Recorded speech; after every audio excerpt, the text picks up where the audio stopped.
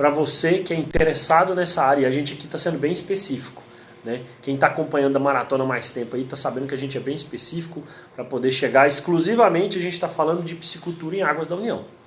E nada mais do que isso. Né? Produção de peixes em tanques-rede em águas da União. É o tema da nossa maratona, esse mês de janeiro. A primeira maratona eu reservei para falar isso. E eu não acredito muito em coincidências, né? Mas nessa semana, né, por 2 vezes, vocês que acompanharam a gente, na terça-feira, né, durante a maratona de piscicultura em águas da União, a Ana Maria Braga fez uma reportagem falando de produção de tilápia em tanque-rede lá no Nordeste. No meio da nossa maratona. Ontem, no meio da nossa maratona, o secretário da Aquicultura e Pesca, Jorge Seife, faz uma live no seminário Brasil-Peru de produção de peixe. É um assunto atual, é uma coisa atual, é o que o Brasil tem de maior potencial se quiser sair em 10 anos do lugar que a gente está hoje, né, produzindo 760 mil toneladas, para ser o segundo produtor mundial de pescados. O Brasil consegue fazer isso aí somente com o que já está outorgado pela Agência Nacional das Águas, produzindo peixes em águas da União. Esse é o potencial nosso. Falei lá na primeira aula, potencial lá de Tucuruí, né? Potencial de Belo Monte, 400 mil toneladas. Está lá, não está produzindo. Né? Produção Tucuruí, 160 mil toneladas, não produz 2 mil.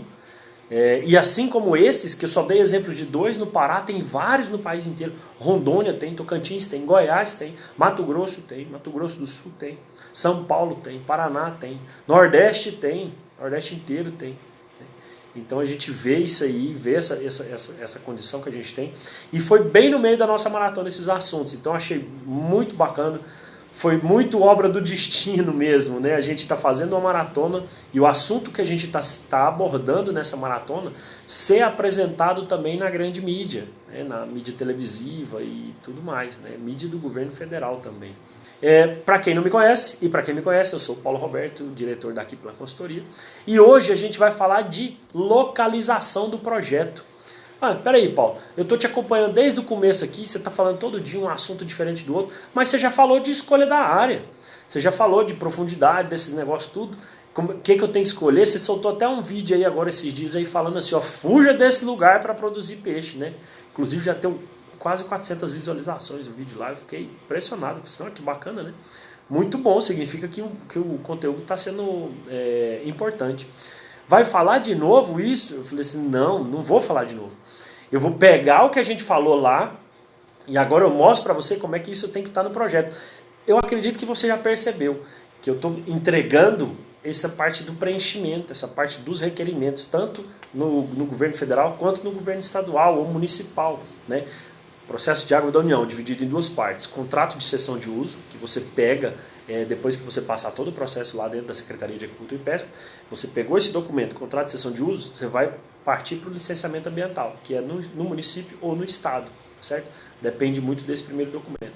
Então eu estou fazendo assim, eu faço uma pequena introdução sobre aquele assunto e vou falando como que isso está lá no processo, como que isso está lá no projeto, o que tem que constar, o que tem que estar presente lá, para você poder apresentar, para você conseguir a sua regularização, que o objetivo nosso aqui, preparando todos esses 13 dias aqui, é para eu te apresentar no dia 28 de janeiro, na quinta que vem, mas somente aí é um evento fechado, é somente para quem fizer a inscrição, e a inscrição está aqui, em todos os links aqui da Aquiplan Consultoria, em todas as redes sociais, você encontra esse link para participar do nosso evento ao vivo. É gratuito, é 100% gratuito, só que eu preciso da sua confirmação por e-mail para poder participar dele, tá certo? Então assim, que é o quê? Vou falar o quê? Do zero à regularização, como é que ela acontece nesse evento. Então todo dia eu estou te preparando, estou te entregando conteúdo para te passar lá o passo a passo, o esqueleto de como isso aí pode acontecer na sua frente, na sua vida, e como a Aquiplan Consultoria pode te orientar nesse trabalho. Beleza? Bom, então o que acontece? Eu vou explicar aqui hoje, nessa parte da localização, como é que isso tem que estar dentro da sua área escolhida. Então eu tinha que ter falado da área escolhida, não dá tempo de eu falar de área escolhida e localização ao mesmo tempo, no mesmo dia, mas eu fiz a minha introdução de área e vou colocar aqui para você agora como é que essa área tem que estar descrita na parte da localização do projeto. Pode parecer que está meio confuso, um pouco estranho, mas fica calmo que vai dar certo. Então tá, vamos lembrando que a gente já fez a nossa definição na visita técnica, né, que a área escolhida é viável para poder produzir peixe em tanque-rede. Certo? Certo. Não discutimos mais isso. A gente já viu acesso, já viu profundidade, já viu renovação de água, já viu proximidade de cidades, proximidade de indústrias, lavouras, que não deve estar próximo da nossa produção. E tudo isso já foi explicado antes, então a gente já viu isso aí tudo. Agora a gente vai apresentar de forma concreta no seu processo de licenciamento, certo?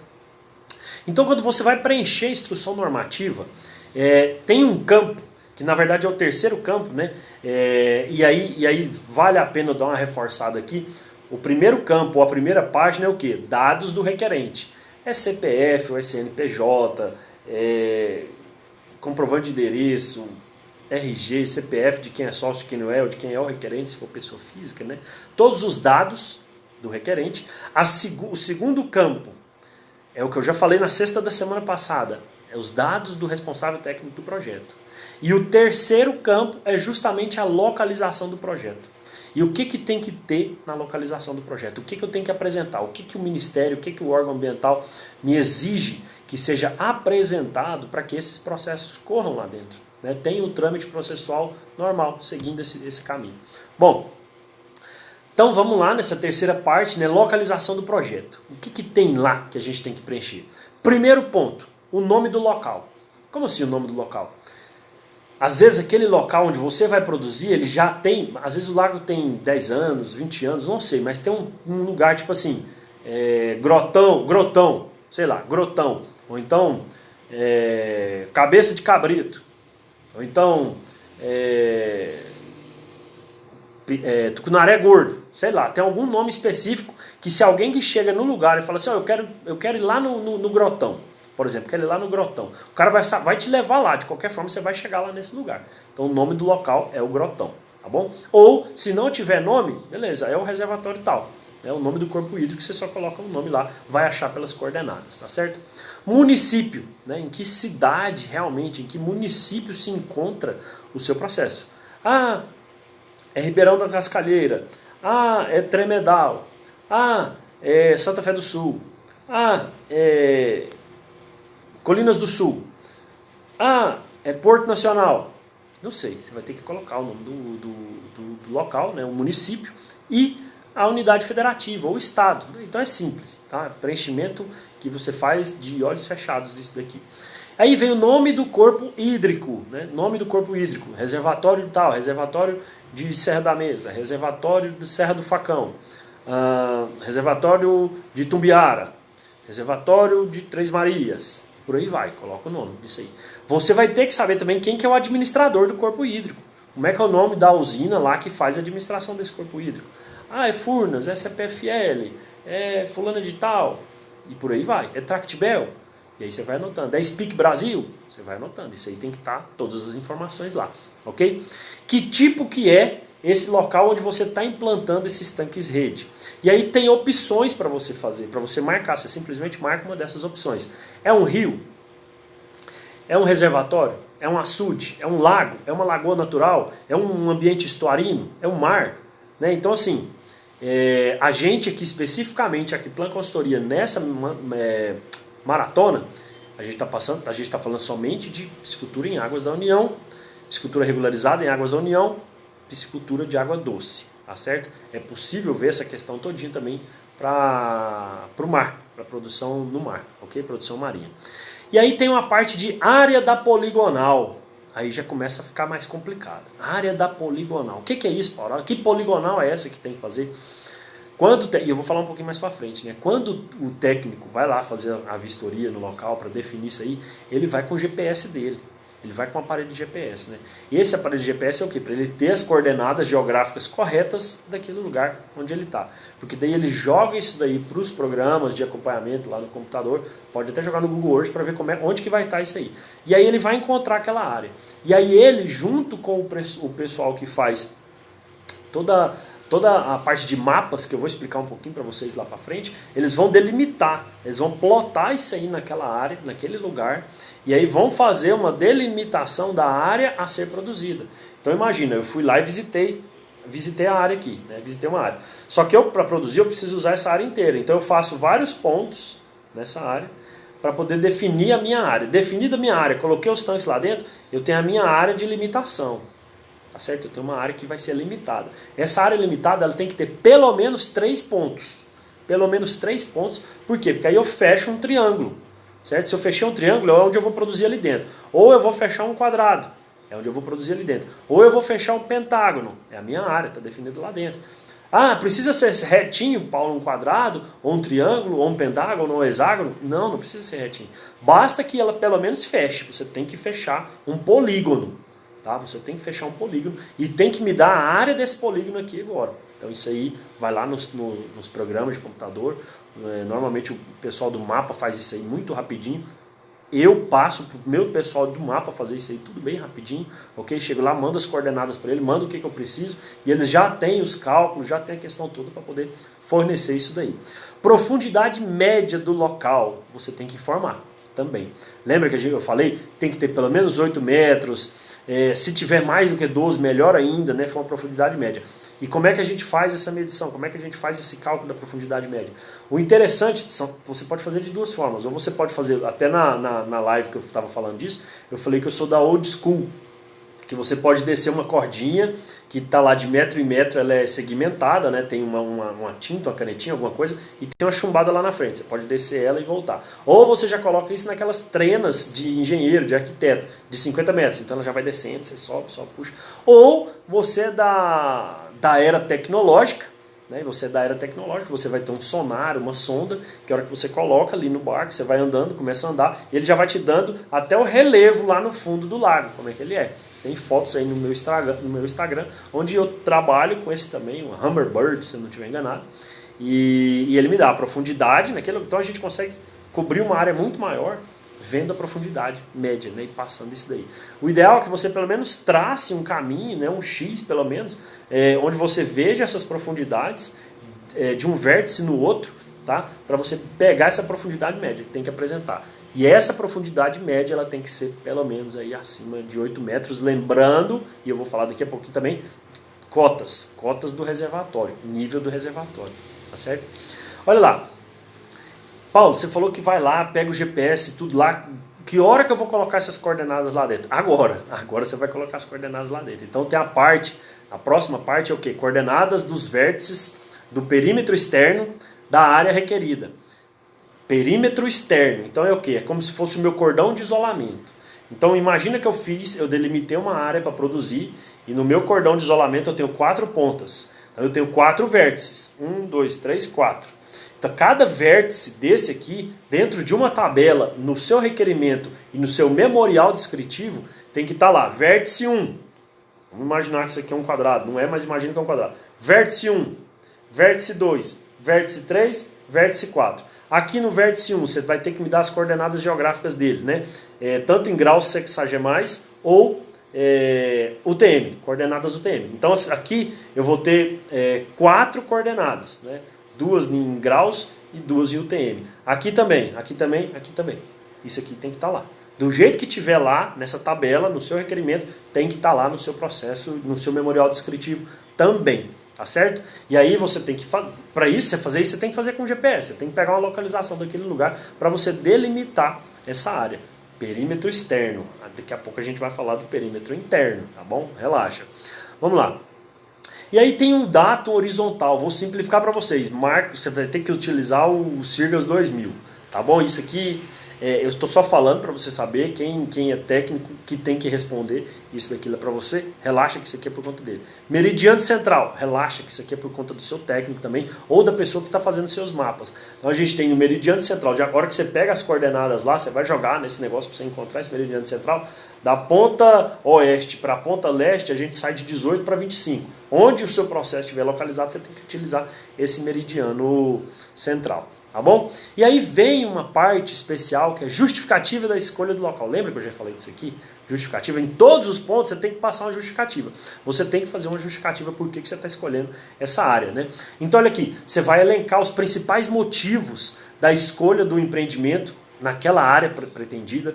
Você vai observar influências com uso múltiplos né? Lançamento de esgoto, proximidade de zona urbana, característica ambiental, entre inúmeros outros pontos. E eu já falei nas outras lives o que a gente olha, tudo isso aqui, né? Proximidade com grandes centros, tudo. Você tem que explicar por que você escolheu aquela área, por que você acredita que aquela área é interessante para o desenvolvimento da piscicultura.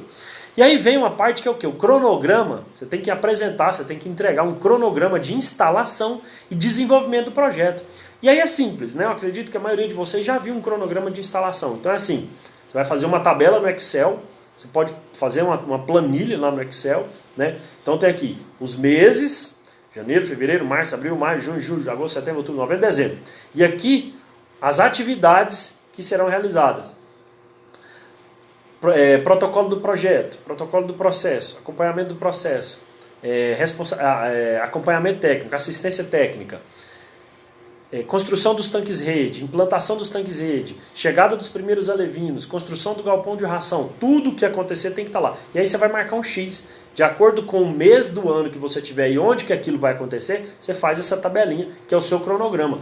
Para quem estiver analisando o seu processo, entender como que você está pensando que isso vai sair do papel, tá certo? Tem que ter esse cronograma de instalação.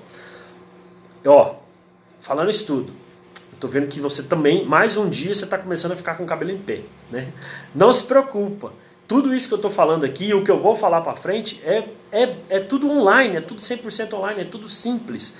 E para cada ponto específico disso aqui tem um lugar. Às vezes você não tem nem que escrever, às vezes você tem que só marcar um X naquele ponto. É bem simples, mas é simples para quem tem um responsável técnico para poder fazer aquilo ali. Se eu coloco um processo desse na mão de um produtor, os de marcar X ele até consegue, se ele conseguir mexer no mouse. Mas fora disso, o resto, complicado. Então, por isso que, mais uma vez, a gente reforça a presença do responsável técnico no seu projeto, ok? Às vezes, é até interessante, né, dependendo do movimento que fizer, você ter uma procuração do produtor para poder fazer todo esse trabalho. Fica, além da anotação de responsabilidade técnica, né, que é obrigatório já, se você tiver uma procuração e anexar no processo, você mesmo pode colocar como todas as informações que o Ministério da Agricultura, que a Secretaria de Aquicultura e Pesca precisar, ela vai mandar diretamente no seu e-mail. Se você for responsável técnico, é interessante você ter essa procuração para poder fazer e a procuração somente para regularização ambiental. Porque tudo que, se eles precisarem ligar, eles não vão ligar para o produtor, eles vão ligar para você. Tá certo? Se você tiver essa procuração, fica bem mais fácil de desenvolver o trabalho. Bom, a gente tem um outro ponto lá que eu falei aqui anteriormente, que é informar cotas máximas, médias e mínimas para os corpos hídricos continentais. Você tem que informar. Se você está utilizando lá o reservatório da Serra do Facão, lá em Catalão, você vai ter que saber o quê? Qual que é a cota máxima dele, a cota média e a cota mínima. Para poder fazer esse cálculo, esse cruzamento de informação com a profundidade que você informou lá. E quando que isso aí pode baixar, que tanto que isso aí pode baixar ou não. E se no seu manejo que está descrito lá no memorial descritivo, se ele combina com a variação que esse lago vai ter durante o ano. Tá certo? Tem tudo isso, tem que estar esse cruzamento de informação. Paulo do céu, onde que eu consigo essas informações? Onde que eu consigo informação de cota máxima, cota média, cota mínima? Que loucura que é essa, né? Tem um cara que é muito seu amigo. Tem um cara que é muito seu amigo, conhecido como Google. E lá no Google você vai procurar assim, Operador Nacional do Sistema. ONS. E se ficar mais fácil para você, é ons.org.br. Lá você consegue ter todas essas informações. Não é muito simples de você acertar o lago, acertar o lugar lá assim, mas é possível acertar. Você mexe lá, 1 hora lá, você consegue ver onde que está tudo lá. Pega um mapa do site lá para você, né? O Operador Nacional do Sistema é um órgão responsável por coordenar controle da operação das instalações de geração e transmissão de energia elétrica no Sistema Interligado Nacional. Então ele controla tudo que está interligado de energia elétrica no Brasil. Tá? E ele tem que saber, né, os administradores dos corpos hídricos têm que passar essas informações para ele. Ele tem que saber, você tem que encontrar isso aí lá. Se você não encontra lá, você vai encontrar no site do operador. Às vezes é até mais fácil, de repente, você encontrar se você for lá no site. Por exemplo, o operador aqui o administrador do lago aqui, Speak Brasil. Você vai lá no site dele, você vai saber, ó, o lago de tal, no lugar tal, o nível máximo dele é esse, o nível médio e o nível mínimo é tal. Isso você já joga como informação e apresenta onde que você pegou essa fonte. Por quê? Porque vai ser consultada essa fonte. Se tiver diferente esse resultado do que está lá no Ministério, o processo ele pode ser solicitado informação complementar. Tá bom? Outro ponto importantíssimo aqui é o preenchimento do quê? Isso é interessante. Lembra que eu falei que tem que ter a área externa, o polígono externo, e depois a gente ia ver sobre a área interna? Né? Então assim, Paulo, eu não posso usar a ponta do meu tanque só e como área externa? Não, você tem que dar um espaço. A gente recomenda aí de pelo menos o mesmo espaço que você está utilizando entre fileiras para você começar o seu cordão de isolamento. Então, se entre uma fileira e outra você está trabalhando com 10 metros, você vai pegar das duas últimas fileiras 10 metros para os lados, 10 metros para os lados, para poder passar o seu cordão de isolamento também. Por quê? Porque às vezes alguém chega, encosta ali no cordão de isolamento, você vai lá, conversa, essa é uma área de produção, se você ficar aqui em cima vai estressar meus peixes, assim, assado. Ou, o que acontece? A pessoa passar por cima ali sem conhecer de nada. Então, se ele pegar pelo menos a primeira corda, já evita dele acertar seus tanques lá na frente, né? Brincadeiras à parte aqui. Sugere-se manter uma relação entre a área efetivamente ocupada pelas estruturas de cultivo e a área total a ser cedida, né? Como assim, Paulo? É simples. Se você tem que solicitar uma área 1,5 a 1,8 vezes maior quando você estiver trabalhando com tanques rede. A área que você estiver utilizando para produção, se ela for X, a área que você vai solicitar ela tem que ser pelo menos 5x. Por quê? A gente entende isso como área de diluição. Tudo que é produzido ali de sobra de ração, de fezes, né? O ambiente mesmo, aquilo ali que está sendo trabalhado ali, ele tem essa área de diluição, tá bom? Porque justamente para não permitir prejudicar aquela qualidade da água, não permitir a eutrofização daquele local, né? Aumento demais de matéria orgânica e aí prejudica a qualidade de água e a atividade não se torna sustentável. Então, isso e essas dimensões, se não vão corretamente para o Ministério, o processo volta. Fala assim, olha, a área produzida é X, a área solicitada é 150x, não vai dar. Não vai entregar. Por que você está solicitando uma área de 150x? Você vai colocar mais peixe lá do que você está programado? Não pode. Ou então você manda lá assim, a área produzida é X. Você está solicitando uma área de 2x. Não vai passar, porque precisa ser pelo menos de 5 a 8 para tanques rede e gaiolas. A área do perímetro externo, que é a área total solicitada, em relação à área produtiva sua, tá bom? Adivinha quem faz essa conta para você? O seu responsável técnico. Sinalização.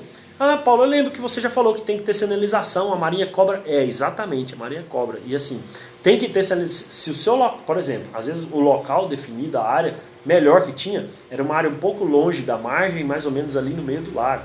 Imagina, tráfego náutico ali passando para cima e para baixo. Você tem que ter uma sinalização em cada ponta dali, né? Vai depender da análise do fiscal, do analista ambiental.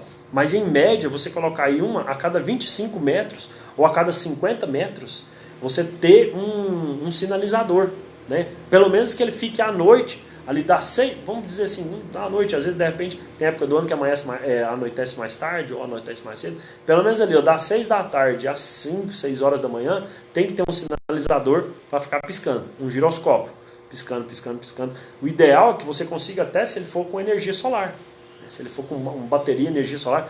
Paulo, como é que eu monto isso? Que loucura que é essa? Dá para fazer, fica tranquilo, você utiliza tambores, faz uma chapa, coloca ele lá em cima, dá para fazer isso tudo. É bem sossegado para poder montar essa estrutura. E quanto mais sinalizado, melhor. Mas tem que ser sinalização que está de acordo com a normativa da Marinha. E aí quem te passa essa normativa da Marinha é o seu responsável técnico também, beleza? Então vai depender, tem que ter sinalizador noturno, vai depender muito do tamanho da área dos seus tanques. Às vezes 8 sinalizadores é o suficiente. Às vezes você vai precisar de 80. Depende muito também da sua capacidade produtiva, ok? Vamos lá, seguindo aqui, é comum no Brasil, o que acontece? Esse é interessante, né? Eu não sei se você já ouviu falar em paliteiros, né? Porque o que é isso, Paulo? Paleteiro, o que é paleteiro? Quando está fazendo o enchimento do reservatório, muitas árvores elas ficam submersas, né? E aí demora muitos anos para poder acontecer a decomposição dessas árvores. E quando o lago baixa o nível, o que acontece? Elas voltam a aparecer. E aí fica aquelas pontas de árvores, né? Em tudo quanto é lugar. Então o que acontece? Se você vai lá, faz a escolha do seu local numa área dessa, que tem muito paliteiro, só que o nível está lá em cima, você não enxergou, a hora que descer o nível do lago, a hora que o lago for descendo o nível, corre o risco de acontecer umas situações que eu já vi acontecer demais, que é tanque-rede ficar praticamente engarranchado, pendurado nessas árvores, porque a pessoa não teve a preocupação com isso. De repente, você não teve essa atenção, você não sabia disso, ou não foi identificado isso na visita técnica também.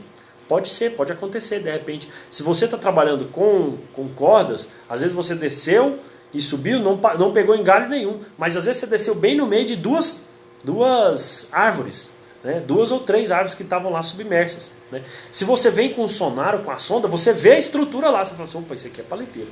Isso aqui não tem jeito de trabalhar, porque se isso aqui desce o nível, espeta meu tanque inteirinho. E às vezes pode até causar você perder a costura de uma das telas e escapar peixe por conta disso, né? Atrapalha bastante. Então tem que ser atento, tem que preocupar muito com essa parte dos paleteiros. E isso é só na vistoria técnica, é conversando com quem já conhece a área há mais tempo, para poder te falar realmente se aquela área é interessante para isso ou não. Eu já vi produtor, quando a área dele estava bem reduzido o nível, o que ele pegava? Pegava motosserra e ia lá arrancando esses paleteiros tudinho lá assim, para poder ter a área de produção dele mais tranquila, né? Olha só, você tem que explicar também lá a questão de infraestrutura de apoio com vias de acesso, né? Se você tiver alguma coisa em terra, um galpão, como é que está a estrada para poder chegar lá, você vai ter que explicar isso aqui agora. Por quê? Porque está dentro da parte que a gente está falando, que é a localização do projeto. Não adianta eu falar que os insumos vão chegar de helicóptero, ou vai sair, a minha produção vai sair toda de helicóptero, ou de hidroavião, né? Você tem que passar como é que está esse acesso. E se for assim também, se for de helicóptero ou hidroavião, você vai ter que explicar da mesma forma, tá certo? Então assim, pier, balsa, casa, banheiro, refeitório, galpão, via de acesso, tudo isso tem que estar informado no seu projeto. Tudo isso tem que informar. Porque se os fiscais chegarem lá e verem que tem tudo isso e não foi informado no projeto, caneta para você. Às vezes até não é nem uma multa, às vezes é uma notificação para você corrigir. Ou, se você informa que vai ter isso tudo e não tem, pelo menos eles falam assim, onde que vai ser a área que você falou que vai construir isso aqui? Não é aqui, ó, essa área aqui. Ah, beleza, então tá tranquilo. Ou vai ser em terra, ou você vai ter essa estrutura de apoio flutuante também. Tenho casos de clientes que tem estrutura em terra e tem estrutura flutuante também. 2 flutuantes. Inclusive, a foto que eu coloco de um tanque 4x4 numa balsa, o rapaz puxando a tela para poder fazer uma classificação, que é a foto que vai aparecer na página do webinário.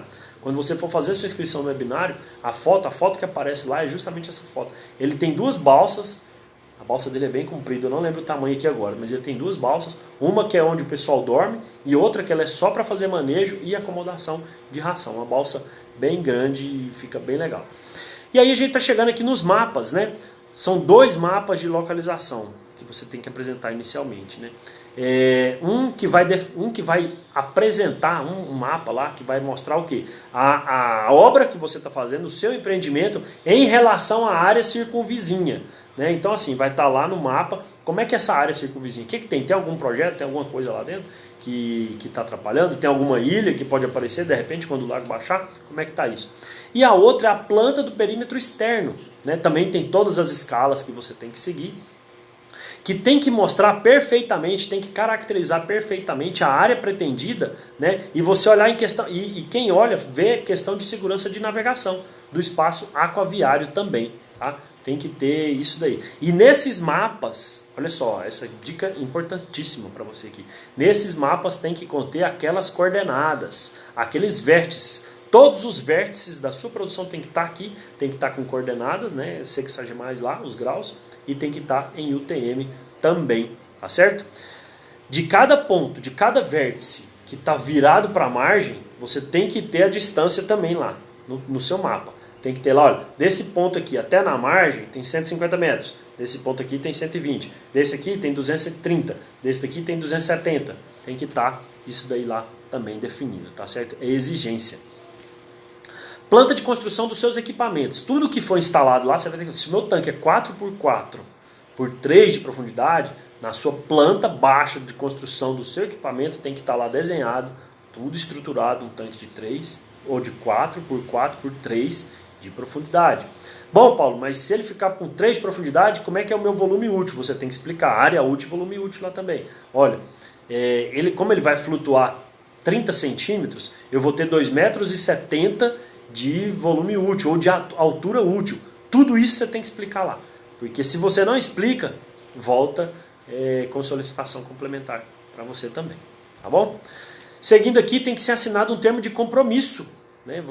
O interessado, né? O seu requerente, o seu contratante, ele tem que... O seu que eu falo é você que é produtor que está contratando um responsável técnico, tá certo? Então o interessado, o requerimento vai sair, o contrato de cessão de uso vai sair no nome de quem? Do fulano de tal. Esse tem que assinar um termo de compromisso onde ele se compromete, onde ele se compromete a realizar inspeções anuais nos equipamentos instalados, né? Seja instalação fixa, instalação temporária, estado de conservação de todos os apetrechos, né? E se precisar fazer a troca disso aí, ele tem que prezar pelo bem comum ali daquele lugar, pelo meio ambiente ali, beleza? E para finalizar, você tem que anexar 2 fotos, pelo menos 2 fotos no local, mostrando